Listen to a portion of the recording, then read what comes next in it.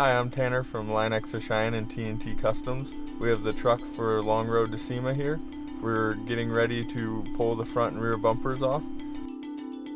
We are getting ready to spray the rockers with Ultra and the steps with Ultra, as well as the front and rear bumpers.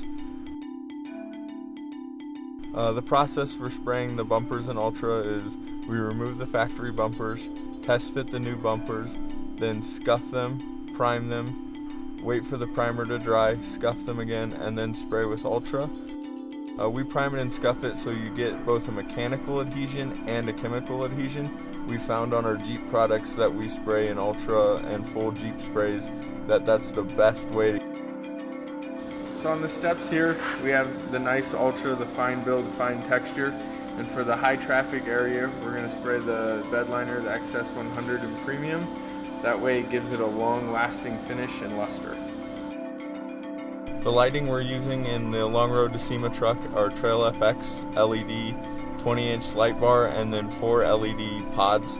The pods will be tied in directly to the factory harness, so the front will be tied into the factory fog lights and the rear will be tied into the reverse lights to be able to see behind you. Then the 20-inch light bar will be tied into a switch inside the cab.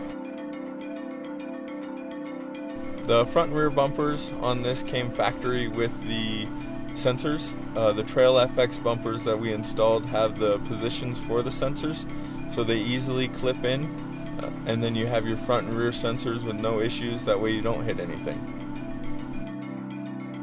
We got the Long Road to SEMA bumpers installed, the rockers sprayed, and now it's heading off to Albuquerque for the finishing touches and then SEMA.